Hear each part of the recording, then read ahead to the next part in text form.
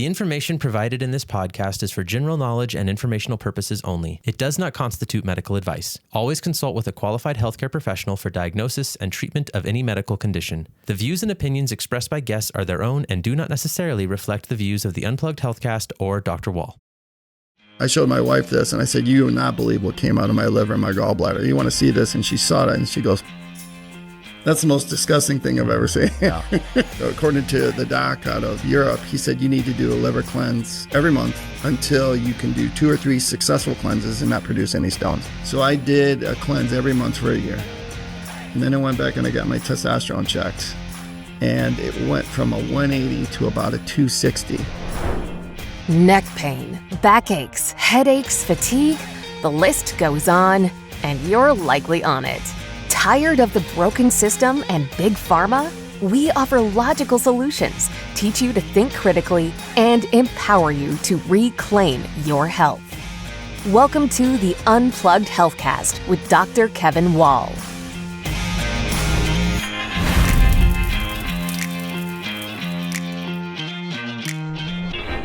Hey, welcome back to the Unplugged Healthcast. This is your host, Dr. Kevin Wall. Yeah, I just got back from a bit of a trip around the Midwest, a little vacation with my wife. She had a birthday, and we decided to do what everyone does on, major milestone birthdays, is you just tour the Midwest, right?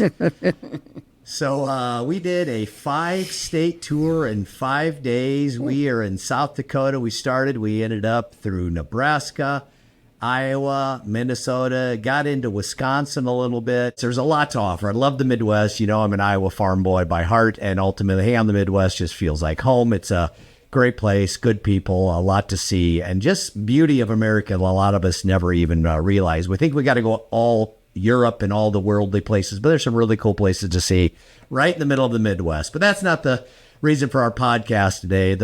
The thing that I did notice in my whirlwind tour through the Midwest was some commonality no matter where I went. When I drove through South Dakota and Nebraska, I noticed the crop dusting still going on. Been going on for many years, but what was unique is that, man, they do crop dusting in different ways today. I saw planes, I saw helicopters, and then I saw drones. I mean, big drones doing crop dusting, and my wife goes, "Well, what are they spraying all over the place?" And I said, "Well, I'm not sure exactly, but I really can't imagine it's probably going to be that good because it was on the food, the corn, the beans, the sunflowers, all the stuff that we saw." So anyway, moving on, we got to Minnesota. We noticed there was a heavy a fog that seemed to be hanging over the state. It wasn't just the city. It wasn't smog. It wasn't fog. It was the fires out of Canada, and a lot of people in Minnesota wearing masks. I'm not sure it was just for smog. I think there's some COVID fear maybe going on also up there, but for sure a lot of bad air quality. And then we worked our way back. We got to Sturgis, the Black Hills Bike Rally, and man, this is something to experience. And it was actually it was really entertaining. It was actually very interesting, and it was just some real people, nice people, a lot of very normal people. But again, the commonality was a lot of things were being smoked, a lot of vaping, a lot of chemicals going on up there, on top of 1.4 million bikes producing exhaust in a small area. You could smell it. I'm sure I was breathing it, and it just is the day and age of our lives today. We know through research that you are exposed to about 100,000 chemicals on a weekly basis if you're living in America, through the air you're breathing, through the water you're drinking, from the food you're eating, on top of the chemicals you're putting on your skin and your hair. I mean, you name it. If you look underneath your sink, the cleaning agents, there are a massive amounts of chemicals that you're being exposed to on a weekly, daily basis. This is not the environment of our ancestors. I think you all know it, but I'm not sure you're aware that this is affecting your health in a massive way that you probably just maybe blow off, don't consider, or don't even relate it to your chronic illness. So our today's topic in the Unplugged Healthcast is the toxins of our world. And not only identifying it, but helping you understand maybe what to do with it. Because if you're not dealing with it, if you're not aware of it, if you're not thinking that you're living in a toxic world, then you're fooling yourself. This is truly a major part of whether you're healthy or whether you're sick, a life of vitality or just a life of chronic illness like many Americans are. So, of course, to deal with this and to help us understand that, I brought in a great friend of mine, a longtime colleague, I'll say, because we have had a lot of conversations about this topic. But he's not just someone I know. He's an expert in the field. If you guys would welcome Dr. Chris Dorais. Doc, so great to see you and to have you back on our show. This is a great place to be. Yeah, he's in Arizona. He came from the Midwest himself, and it's 119 degrees. So it was great to be back, wasn't it? Yes, it's great to be here. Back to the cooker, the oven. But our conversation is not about temperature. It's about toxins.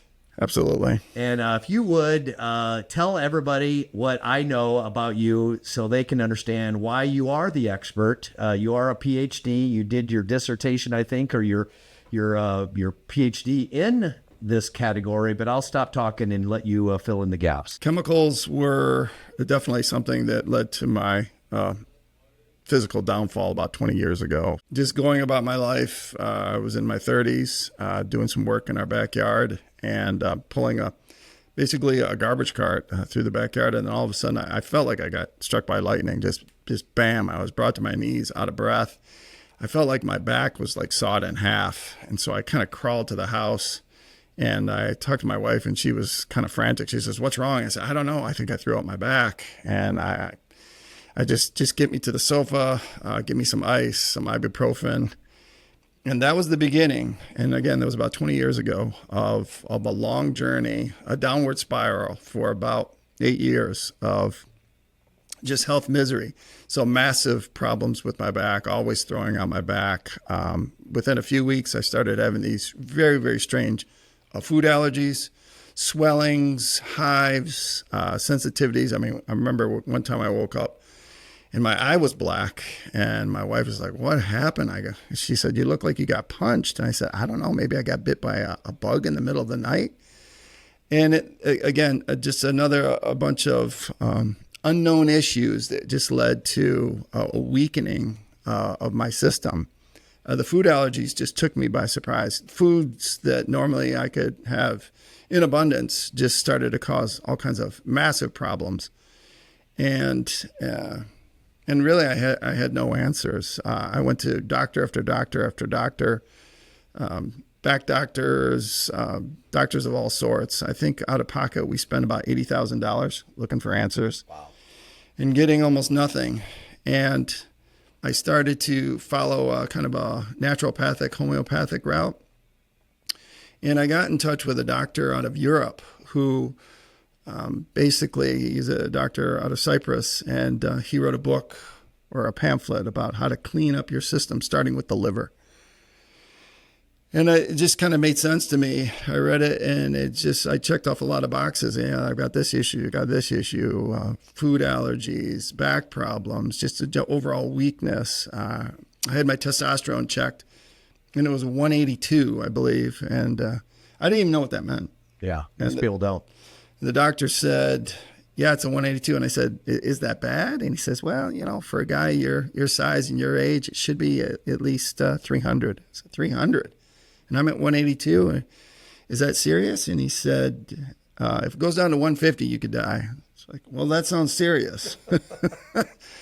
So, and here's the interesting thing. I said, "So what do I do?" I said, "I don't really want to go on a patch."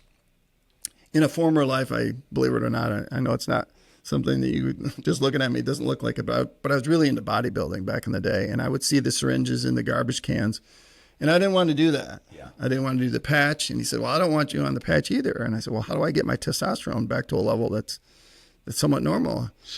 He said, "I'm not really sure." This is coming from homeopathic expert. So I walked out of there, and that's when I kind of got connected with this doctor out of Europe. Dr. Georges Joujou, he did practice out of Cyprus, Larnaca, in the Mediterranean. Anyway, the book talked about how to clean up your liver naturally. And it just kind of just clicked with me, and it made sense. And it centered around a protocol, a procedure he called the liver flush or the liver cleanse. And it was a pretty simple procedure, which we can talk about later, but I did it. And, one of the cool things about the liver cleanse is that you see immediate results for the fruit of your labors. A lot of cleanses, you're like, well, I think I'm cleaning up my thyroid. I'm cleaning up my intestines. I'm doing a parasite cleanse. I don't see any bugs crawling through the product in the toilet, but I don't know. I mean, am I really getting better? One of the things about the liver cleanse is that you actually see tangible physical results. And we'll be a little graphic here. So basically, I filled the toilet with gallstones, and it wasn't feces. It was green. I call them bright green floaties. It looked like peas. Yep. Literally filled like 2 toilet loads full of it. I was shocked. And I showed my wife this, and I said, you would not believe what came out of my liver and my gallbladder. You want to see this? And she saw it, and she goes, that's the most disgusting thing I've ever seen. Yeah. But it pulled you out of it, I think, didn't it? I mean, people aren't relating back pain. Like I think that some people just got lost in that conversation. You went from back pain to liver flush pretty quickly, and they're just wondering what's the correlation. Right. And that's a very, very good question. I'll get to that in a second. So I was convinced, according to the doc out of Europe, he said you need to do a liver cleanse every month until you can do 2 or 3 successful cleanses and not produce any stones. Well, I did. I was really motivated at that point. So I did a cleanse every month for a year. And then I went back and I got my testosterone checked. And it went from a 180 to about a 260. And I was feeling better. Not great, but I was feeling better. Not throwing out my back nearly as much. And the food allergies were still there, but they were decreased. And I kept doing it for a second year. Every month, a liver cleanse, still producing stones. And then this is when we moved to here in Arizona, and I went to a different doctor. And it's funny because I'm sure they didn't read my chart. I was walking out, and the practitioner was walking with me, and she's like, well, I'm really glad about your testosterone. Now it's I think it was a 315. Yeah. But she didn't read my chart because she said, now you need to be careful with taking your testosterone supplements. Don't go overboard. Don't try to get crazy and, become Hulk Hogan or anything like that. Just stick with your daily amount. And I wasn't taking anything. I wasn't on the patch. I wasn't taking a shot. I was doing it in El Natural. And I just had to smile, and I said, well, thank you very much. And I walked out of there. So I went from a 180 to about 316. And then after all you did was the liver cleanse. Yeah. I did some other things, but looking back, the number one way to clean up my health was the liver. And that gets kind of to the point that you said earlier. So why is that? Well, you opened up the show with the deluge of chemicals that we're exposed to every day. And the number one defense mechanism that we have been, created in creation, the number one detox mechanism is the liver. It reminds me of my first car. When I got my first car, my brother Mike said, okay, you got your first car, so here's what I recommend you do. Don't drive crazy, and also every 6 months or every year, change the oil. And when you change the oil, make sure you change the oil filter too, which I did. And that was kind of great. That's a great analogy. Simple advice.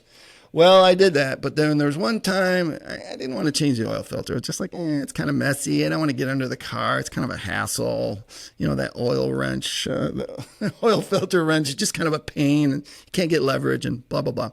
So I skipped it. Well, wouldn't you know, within a couple of weeks, I checked the oil and it was black as black could be. So I was just like, I do need to change the oil filter. But the analogy is you can't change out your liver, but you can change the way that it approaches toxins. You need to clean out this filter. And so I look at the liver as the oil filter of your body. You can't change it out, but you can clean it out. And when you're deluged with 100,000 chemicals, over who knows what period of time, your liver it gets overwhelmed. Americans are living with the same oil filter their whole life around here, never changing it, never cleaning it, and they're wondering why they're feeling so bad. But again, the hard part is they just don't relate one thing to another. You think somehow their foot pain is their foot pain, their headaches are their headaches, their gallbladder is not related to their liver. And so half of them have had their gallbladder removed even in America. This epidemic has got to stop. Hey, Doc, before we go any further, why don't you tell us, this resulted in you getting a PhD and writing a couple of books about this. Before people maybe check out, let's tell them where they can find some answers if they don't actually listen to the end of this podcast. Yeah, it's 7 years. And as I was going through this horrible time of trauma, I was taking notes. And so I had kind of the essence of a journal. And then once I started doing the liver cleanses and I started seeing results, I started to explore different avenues of cleaning things. And my research continued on, and I started to look at, well, what are the other filters in my body besides the liver? And so I came up with things like, well, the intestines, the thyroid, the kidneys. So I developed or did some research that found protocols to clean up these other main filtration items of the body. And that was all in my notes. And the notes became the basis for a book. The book is, it's on Amazon. It's called Detox Memoir. And it was about 300 pages. Most of the references I took from government sources because some of my research took me into such crazy places. I knew people wouldn't believe me. So what I decided to do is just to focus most of my research or my research sources on government sources, international and U.S. government sources, World Health Organization, so on and so forth, the FDA, using their own research, not necessarily against them, but using their own research, but trying to help my readers see that, okay, they say the research says this, but if you look at it from a different perspective, it says something entirely different. And it actually kind of speaks against them. Really? Kind of using their own guns against them. So the book came out. The book came out, and I wasn't expecting it to be on the top 10 list in sales, and it wasn't, and it still isn't. But people came up and they said, well, gee, I want to do what you do, but kind of don't want to read that really long book. 300 pages of research, probably a little hard. Yeah, so I decided to write a second book, and it was called 12-Step Detox. And it was basically, okay, so you don't want to read the book, you don't want to hear my story, that's fine. I get it. But you do want to get better. Let me help you connect the dots by giving you 12 different steps that you can do to improve the quality of your life. And that was the essence of 12-Step Detox, which is also on Amazon. And but even to this day, people really are, I don't want to say brainwashed, but we're really kind of stuck in our ways. Whereas you said, if I got a foot problem, then my problem's in my foot. If I got a back problem, problem's in my back. But the point of origin, a lot of times, is not where you feel the pain. It's somewhere else. And I'm walking living proof of that. Well, it's definitely a principle of the podcast we talk about often. Your pain is not your problem. It's not even an indication often of where your problem is at. So your story, your life, that history, your book basically just illustrates 100% of what we're saying. And you need to go read the book. The reason people aren't maybe buying the book is because, first off, they don't even realize that they're living in a toxic world. So I don't think you're arguing, as I pointed out and illustrated, look around, you see it. The problem is you don't really understand how it affects you and what you can do about it. So the book not only talks about the problems and the locations, but it gives them solutions. And some of the solutions are so simple, right? They're not like super crazy hard, crazy things you got to do to your body. They're reasonably simple. Right. And I've done some of those cleanses you've done. And I've told a lot of patients online, a lot of people are looking for that liver cleanse and they don't know where to do it. They don't want to find it. Their doctor isn't telling them to do it. They're just telling them to remove their gallbladder. So can they save their gallbladder? Absolutely. It's called a cholecystectomy, and it's one of the most common surgeries in America today. And it's, unfortunately, our medical system, the doctors are under a tremendous amount of pressure from their authorities, but also from their own personal situation. There's a conflict of interest because I look at you, obviously your gallbladder is a mess, and I can take it out for $5,000 or $10,000. It's a really quick surgery. Doctors that do the cholecystectomy, they can knock out 3 or 4 of those surgeries in a day. Big day for them. Big day, $40,000 in a day. And I'm actually I believe in the system. I believe what I'm doing. So I'm actually helping you in the short term. But you were created for To have a gallbladder. You need that gallbladder. Amen. Right. One doctor said that doctors that do that surgery are blithely ignorant of really what the gallbladder does, and that everyone who has a gallbladder that's been removed should be on bile salts every day for the rest of their life, because what the gallbladder does is it takes the bile from the liver and it concentrates it tenfold. And then that bile goes through the intestine, about a half a liter a day, and it scrubs it. It's got a very high pH, so it's very alkaline. And that alkaline situation creates an ideal situation or ideal environment for good bacteria to thrive, good microorganisms to thrive, and it creates a hostile environment for pathogenic bacteria, pathogenic parasites. So long story short, if you have your gallbladder removed, then the situation is flipped. And slowly over time, you're going to have a multitude of health problems because your intestines are no longer alkaline, but they're acidic.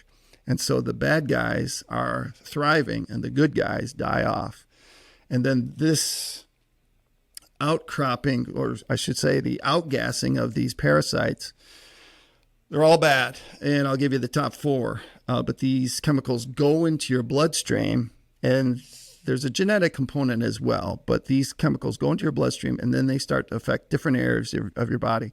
Like, for example, all of a sudden I've got neuropathy in my feet. Well, the problem wasn't in your feet. It was in your gut.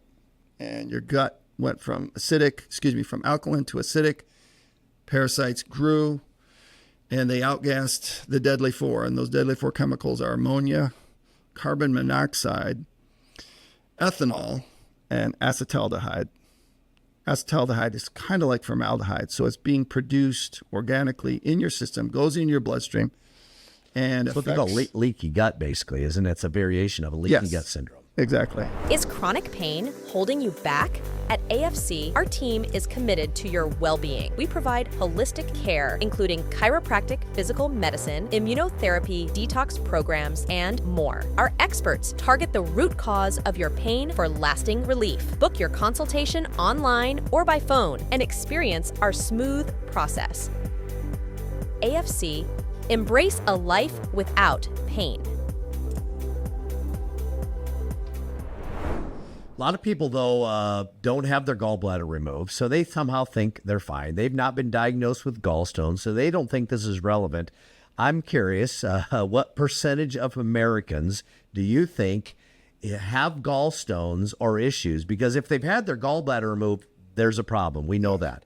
But if their gallbladder's working at 20%, it's the same problem. Right. And gut issues, indigestion, bloating, IBS, irritable bowel, leaky gut, all these conditions that are rampant across America. Would you say the liver is relative? What percent of Americans deal with liver problems? So the research does mention something along the lines of 60% of Americans have gallstones, but the research has shown that they're benign, they're harmless. And you think about it, wait a second, why would stones, congestion in the gallbladder? And Dr. Georges Joujou talks about this. He says the problem's not the gallbladder per se, it's upstream, it's the liver. The liver is producing bile that's faulty, that's defective. This bile should never coagulate into a stone, but because the liver is so fatigued, so worn out from all the toxins that it's overwhelmed. It's basically driving a car for 200,000 miles and never changing your oil filter. You can't do that. You're going to have engine trouble. And so those stones, the bile coagulates into stones. The stones travel through the liver into the gallbladder, and then they coagulate there. And then the gallbladder just gets... What percent of Americans have this? At least 60%. At least 60. I'd say closer to 80%. I got to think it's most people are dealing with a sluggish, if not a reduced, if not a completely half clogged or 70% clogged gallbladder. And like a heart attack, you're not going to know about it until something really goes bad. Yeah. So right now, it relates to you. And if you want to be healthy for a lifetime, you've got to consider the Liver Flush, Dr. Dorais' book, and finding a way to clean out your filter. You can't be driving your car the rest of your life and expect that you're somehow going to finish not in a wreck or a mess. For sure. All right. Well, let's do this, Doc. I asked you to come, and I'm curious to see your top 10 things that everybody deals with on a daily basis that's causing liver issues, toxicities, and they're not aware of. Are you ready to give me your top 10? I am. It's going to be an eye-opener for a lot of people. All right. Well, let's start. Can you go backwards? I always count the wrong way. Number 10, working our way to the number one thing that you personally have in your life that's causing you to be toxic and your liver to get filled up. So what's number 10? First of all, a little disclaimer. I can guarantee you a lot of my listeners are going to be offended by this. Just What about my listeners? They're all going to be offended? All right. Well, we're an equal opportunity offender. Let's go for it. All right, number 10, vaccines. Yeah, well, I don't think that crowd I have is going to be offended. I've talked about it. We know vaccines are full of chemicals. You got shut off on social platforms if you even mention anything against vaccines. Right now, I think people are waking up. COVID caused them, but it's not just the COVID vaccine. It's all vaccines. Right. So don't cancel us just yet, but vaccines is my number 10, and I'll tell you why. First of all, just try to step back and look at the situation objectively. And I'm thinking about a friend. He's passed on, but he told me once about drug users. He said, you know what? If someone came up to you on the street and he had a candy bar, the wrapper was open, and he said, hey, would you like to, eat this candy bar? And most people say, no, get out of my face. Right. But that same shady looking character will come up to you and he'll give you a bag of white powder and say, hey, I want to sell you this to you so you can smoke it and get high. People do it all the time. Well, vaccines it's not that shady guy on the street. It's a guy wearing a white lab coat. Yeah. Who says, I want to inject these chemicals into your bloodstream. Will you allow me to do this? Not only that, I'm going to charge you for it. And people just, absolutely, because I need this. I'm sick, and I trust you that you're going to take care of me. Well, I think that COVID kind of showed a lot of people that they were trusting the wrong people. I'm not saying that all vaccines are bad, but you have to be very, very careful with vaccines because there's so much in there that you don't know about and could cause all kinds of crazy health problems. And your body was made with a very, very powerful immune system. And if you take care of your immune system, you don't need any vaccines because vaccines have only been around for like the last 100 years or so, and people have been around on Earth for thousands of years. So I would say you focus on improving your immune system, and vaccines become pretty much useless. And I'm not even talking about the vaccines that now carry DNA or RNA, which is absolutely insane. Yeah, the theory of vaccine makes sense. The application, though, is horrible. Yeah. Because it's not what you think it is. You just do some research, dig in deep, and you'd be shocked to find out that you probably didn't help yourself and you're not helping your kids either. It used to be when you and I grew up, if we got vaccines, which I had some because I was a kid, I didn't know. They lined us up at school, just pumped us up. But I got maybe 6 or 7 in my lifetime. Now you get like 70 to 80 if you're a child or a young adult before you even get to be 20. There's no way you can keep pumping all that stuff. I said if you gave plants oxycodone, dicoke, ibuprofen, and 80 vaccines, they'd all die. Right. So don't think somehow you're creating healthy ferns by giving yourself all these chemicals. Let's move on. Okay. Number 9. Drugs and alcohol, and mostly recreational and prescription drugs. And the reason why I say that is because, and I'm not saying that alcohol or medication is wrong, but because of all kinds of contraindications, people are on 5, 6, 7, 8, 9 prescriptions at a time. The cross conflict between these chemicals, the chemistry is way too complex and nobody understands it. Yep. The doctors don't understand it. Nobody does, but they're just hoping that your system will be able to, piecemeal these chemicals together in a way that will bring about a relief of pain or whatever you're suffering from. And they're guessing.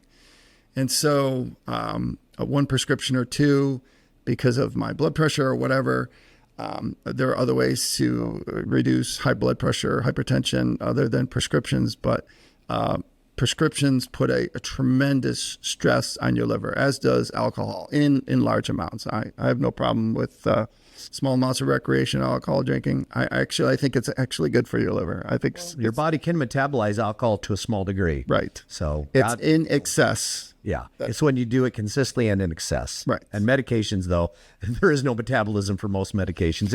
It's whack-a-mole medicine. Yes. The head pops up, hit it with a hammer. The head goes down, you think you fixed something. You don't realize underneath the skin and inside the system, you're breaking down all of the mechanisms. And you got to realize short-term medications, I'm fine with. Constantly hammering your body with 7, 8, 10. By the time you're 60, 70 years old, the average American's got 12 medications. It's just how they do it. Whack-a-mole medications, killing you, killing your liver. What's number 8? Absolutely. Artificial sweeteners and dyes. And sources are in our food and drink. Again, the chemistry is so complex. Nobody really understands what's going on. But if it's artificial, I came to a conclusion, and it's in my book. Man cannot make food. All food is created by God. When man comes along and tries to make food, it's got chemical side effects, toxic side effects. Yeah. It's just not possible. You can't take, and there's so much lying that's been going on, but you can't take something like sugar that is natural and say, we can do better than that. We're going to, because sugar's bad for you, by the way. And I'm saying that facetiously. We're going to come up with something, we'll call it saccharin, or we'll call it aspartame. These are chemicals that are created by man and always have toxic side effects. Always, always, always. Sugar in small amounts is good. It's healthy. There's sugar in strawberries, sugar in apples, sugar in maple syrup, all good stuff. Yeah. Nothing wrong with some sugar. People think sugar's killing. It's not the sugar. It's the artificial sugar or the fake sugars, right? Right. The old statement that holds true back when we were kids is you can't fool Mother Nature. And it's still true. In fact, now you see this big trend, and it's huge. It's in Omaha. Great foodie town. If you've ever been there, go check it out. Cool. A lot of awesome restaurants. But the big hot thing that you guys all love is the farm-to-table restaurants, right? All they're saying is what you've been saying is stop the middleman. You pick it in the farm, grow it on a tree, and then serve it on the table, right? And it tastes great. Table. And it tastes great. So much better, cleaner, right? But I think we're getting it, but we're just, we're slow and unsure. So keep preaching here, Doc. What number are we on? 6? Number 7. 7. Okay, so this is intestinal parasites. And again, we talked about this already. When your liver is crashed, then it can't produce the bile. And when the bile flow goes from a half a liter to an unknown smaller amount, your intestinal pH, and I know I'm talking a little chemically here, your intestinal pH goes from alkaline, which is healthy, down to acidic, which is unhealthy. And so in that unhealthy acidic state, the small amount of pathogenic bacteria, which everybody has, goes from 3%, 1% up to, 40, 50%. And then they outgas acetaldehyde, ethanol, carbon monoxide, and ammonia. And these chemicals go into your bloodstream and they poison you. And again, I'm repeating myself, but I think that there's a genetic component there where if you have acetaldehyde or ammonia going through your system, for some reason it's going to find its way to your feet. And so you're going to have some feet problems, neuropathy or some kind of strange malady that you can't really explain. So what do? You go to a podiatrist and he's like, I don't know. How about I give you a painkiller? And gabapentin, which is for neuropathy, right? Mm-hmm. You know the side effect of gabapentin is? Heart attack. Neuropathy. Look it up. That's a good one. It's crazy. That's a good one. Parasites, that's just a third world nation thing, right? That's Somalia or something like that. We don't have parasites in America. Right. Tell us why. This is not true, right? Well, I think, and this is a little bit of conspiratorial talking, but the more I got into the research on parasites, you would hear, we got these parasites in third world countries, but here, in America, everything's good. We got fluorine and chlorine in our water, which, cleans our water of all those parasites and stuff like that. I won't talk about that later. I got a feeling that's coming up on our list. Yes, you got the right feeling. So the tests for parasites, it's really, if I could be just real open here, it's kind of a joke. Even in the research, it says the accuracy of parasites in fecal matter is about 25%. So it's like, wait a second, Most people aren't even testing that, though. No. Which you probably will find if you do a fecal test, you'll be shocked how many you will have parasites and that's, again, maybe not even the best test. Yes, yeah. And people find it disgusting, and you can't blame them. You lay a bomb in the toilet, then you have to take a little bit and you put it in a little capsule and put it in much information. Yeah, put it in the mail, send it off to great Smoky Mountain labs, and then you wait, and then you get a negative. And it's like, oh, I'm great. Well, again, the success rate is terrible. Okay. Well, how do they test for it then? Is there a better way? No. So we just basically have to come to the assumption and treat as if we have them. Right. Which isn't a bad concept, because if you don't have them, no big deal. Right. It's not like there's side effects to the parasite cleansing or the process, right? Right. So do it if you're thinking, and if you do, you'll be shocked probably what happens. Everybody has parasites. The question is what is your parasite load? I was reading one research piece which said that if you live with animals, you have parasites. And it's like, no, I don't have animals. I mean, I live with animals. My dog licks me kind of, but it licks me on the feet, and I don't lick it in my mouth or anything like that. Here's how it works. Animals have parasites in their saliva. These parasites they're survivors. They're beyond the visual sight. So unless you have a really, really good microscope, you'd never see the eggs. But the animal licks you on the feet. And these parasites, many of them, these eggs they're sticky, so they stick to your skin. And then they hatch, and then they travel into your skin. And then now they're in your bloodstream. And they travel to wherever they travel. And again, they do what parasites do. They outgas chemicals that are toxic to you. Yeah. During the COVID thing, there was all this talk about a certain anti-parasite, and people were shamed for using, the word I'm going to use, ivermectin. Yep. They say, I don't have worms. It's like, yeah, you do. We all have worms. And ivermectin is one way, and it's proven. The guy got a Nobel Prize for ivermectin. It's proven to eliminate your load. I shouldn't say eliminate, decrease your load, your toxic load of helminths or worms in your system. It works. And the connection between that and COVID, we can get into later if we have time. But the point is, we all have parasites.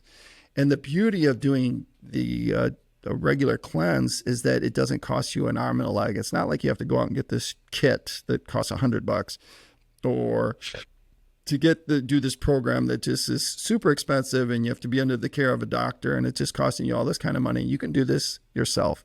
And the proof is how you feel after successive cleanses, where you just like, oh my goodness, my skin is clearing up, or my brain fog is going away. I can actually, focus. I can actually think more clearly, or this back pain is gone, or I just have more energy, or I'm sleeping better.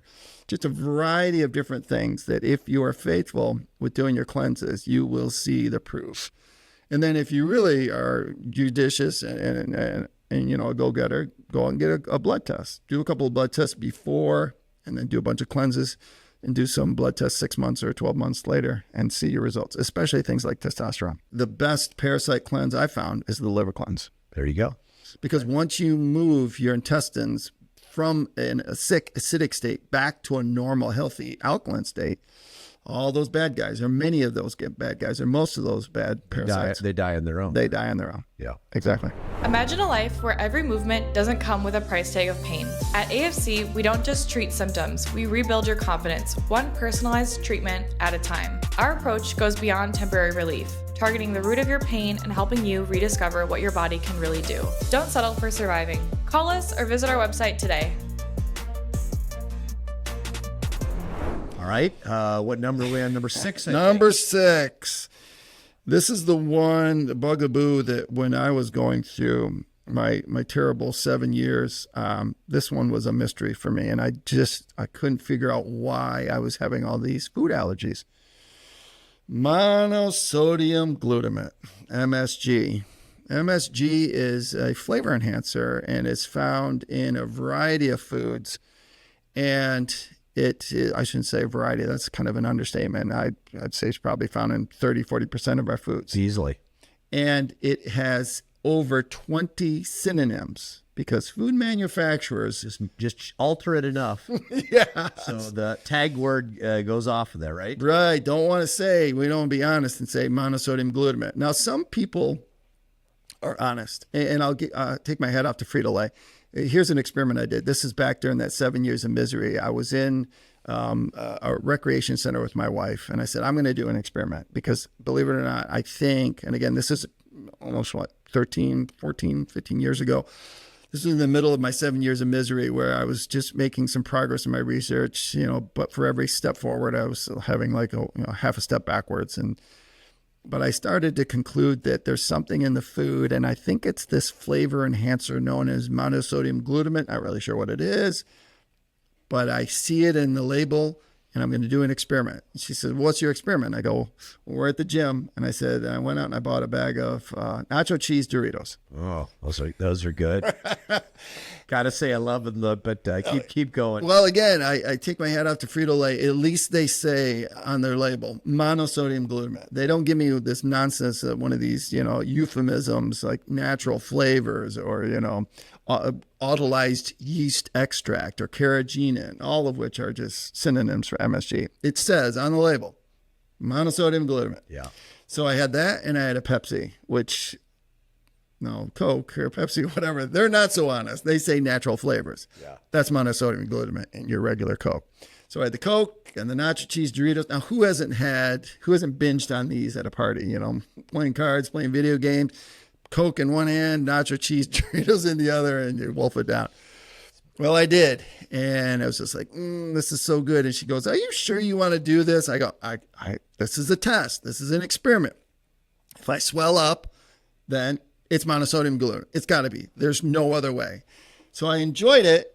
And then about 5 hours later, it was weird. And I've gone through this so many times. I don't know, maybe 100 times. It's around midnight, 1 o'clock in the morning. I'll feel this pulse, boom, boom, boom. And I go, oh boy, here it comes.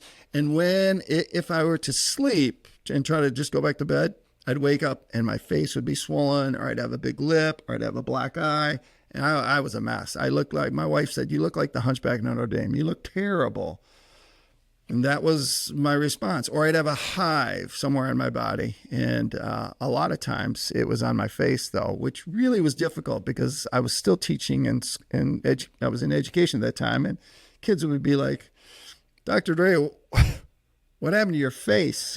I'm picturing the movie Hitched. Exactly. That's the one Will Smith. Whoa! He's gurgling down the Benadryl, which, I tried that. That doesn't work. That's just in Hollywood. So, I would just suffer. And sometimes I would just call in sick because I just looked so terrible. I didn't want to scare my kids. See, a lot of people would say, well, I drink and eat that stuff. I don't look like Hitched.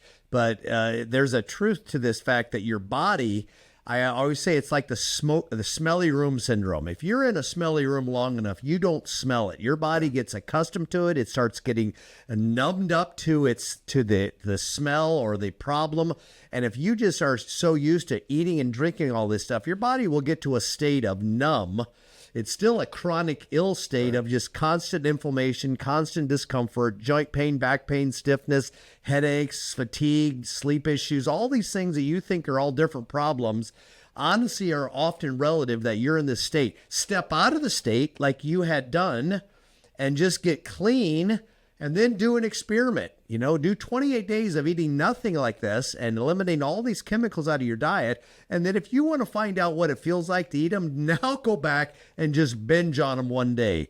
And you'll wake up probably like Dr. Dorais talked about, swollen, look like someone beat you up, or at least feeling like the Hunchback of Notre Dame.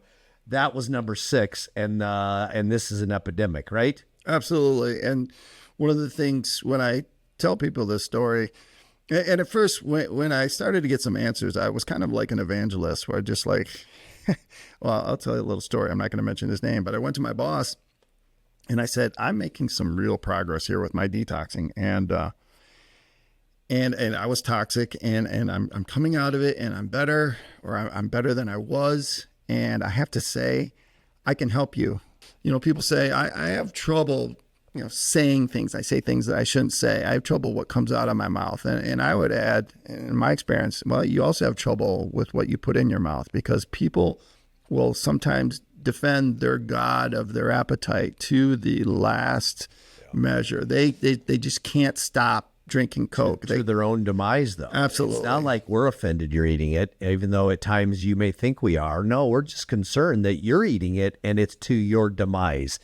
So you got to consider, this is not a lecture. This is just a plea. This is almost our mission, our purpose, to get you guys to see.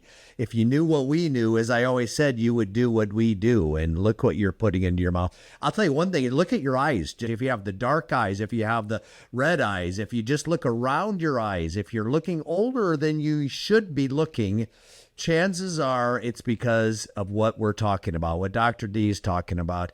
Doc, I'm not going to release your age, but I think you're like 84, but you look like you're 48 today. No, I'm joking, but you definitely are a lot older than maybe you appear. You look at your eyes, look at your face, look at your skin, and I know you're a clean individual internally because it shows externally. If you have rashes, if you have hives, if you have blemishes, these are all signs that you're toxic inside. I always say your skin is not an outside problem, it's an inside problem. Dermatitis, eczema, you name it. If you got a skin condition, you have an inside toxin condition. You can guarantee it.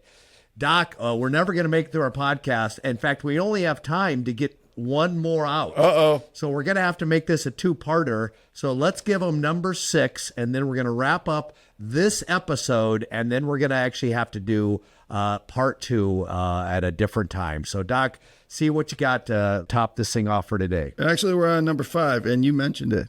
Okay. You mentioned it when you were seeing the crop dusting, glyphosates. Glyphosates. No one knows what the heck that is. Okay. Glyphosate is essentially a chemical found in Roundup, and it's a Bayer Monsanto weed control. And it is toxic. It's been eliminated in Europe, but for some reason here in the United States, we still blast our crops with it. And glyphosate is a known cancer causer. And we just blast our food with it. And I was just doing some research on glyphosates just last week, and they did a study. I don't know, it was a couple thousand American males. 80% of the males tested had glyphosate traces in their urine.